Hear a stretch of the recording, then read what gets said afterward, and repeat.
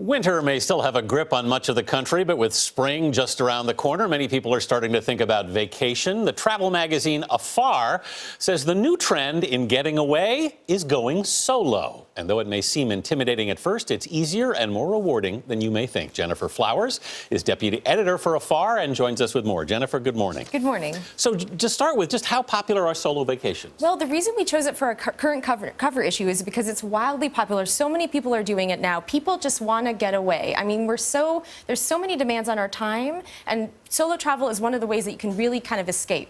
What is there a demographic, is there a certain age group or ethnicity that tends to do this more often than the others? Well, you're seeing an overall growth in solo travel. We saw from 2013 to 2015 a 15% increase in solo travel overall. Millennials are especially interested in solo travel. We're seeing about a third of millennial travelers doing solo travel. And then it's not just about your marital status. I mean, sometimes people just want to kind of go separately and go their own ways, and that's completely acceptable as well. I was interested in this number. Half of solo travelers, more than half, over 45, are married. Exactly. I mean, that has to hurt someone's feelings. Yeah. I need a vacation from you. Yeah, I don't need you. Exactly.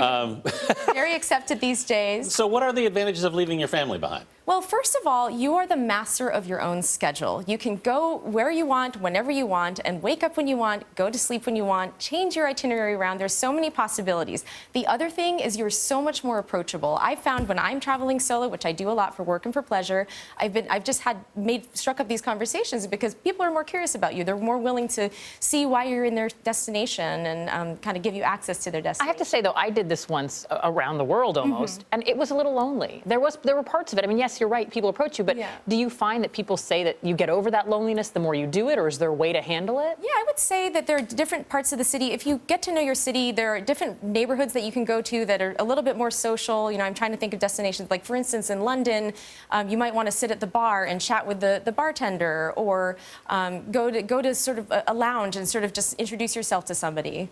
What about the safety issues when you're by yourself? There are some things to be aware of. I mean, I would definitely say make sure you leave an itinerary with somebody back home so that somebody knows where you are. You can also register with the State Department if you're traveling internationally. They have a program that alerts local embassies that you're traveling. But it's all about just common sense. You know, don't do anything that you wouldn't do back home. And, you know, we at Afar are all about meeting locals. It's one of the richest experiences that you can have while you're on the road. But just trust your gut, trust your instincts. Don't go into any sketchy neighborhoods that you wouldn't go into late at night if you were at home as well. I love that you brought a list, because I do think this is, you know, if you're going to try, you want to go to a city that you know is going to be inviting. Exactly. So first on your list was Berlin, Germany. Yes, Berlin, amazing city. It's a mix of grit and glamour. It has these really great neighborhoods, just like I was saying. Kreuzberg is the epicenter of cool there, and you're bound to run into some like-minded locals there. Some really great nightlife, too, if you're looking for it. It has a wilder side for sure. Definitely. It is a very cool place, too. Next on your list, Ubud, Bali, and the nation of Indonesia. Yes. Now, of course, we all know that Julia Roberts went to Bali to find herself and eat, pray, love. And so, but long before that, Bali is one of those places that's not just about sitting on the beach. It's got culture. It's got these warm local people who are really interested in sharing their culture with you.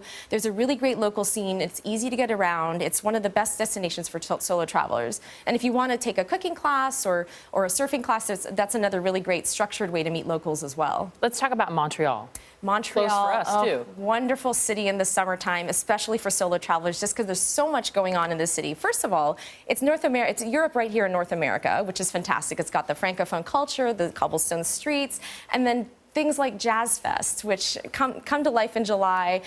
So easy to meet locals, like-minded people there. So really great solo travel destination. Montreal is just a beautiful, beautiful city. The next one on the list kind of surprised me, Asheville, North Carolina. Yes. Now, this is a great little town with a huge personality. I love this city because, first of all, if you're into beer, it's actually kind of called the Napa of craft beer. You go downtown, and there are plenty of places, and you know, it's liquid courage. So for solo travelers who are looking to meet people, it's definitely a good place to go. And you've got the Blue Ridge Parkway right there, which means that there's beautiful hiking nearby.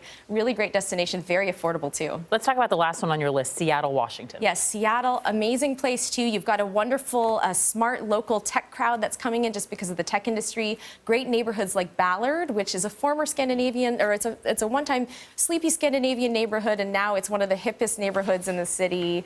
There's also beautiful nature outdoors, like right at your fingertips. You can go north 2 hours to the San Juan Islands, which is one of my personal favorite places on this planet. In the summertime, it is magical.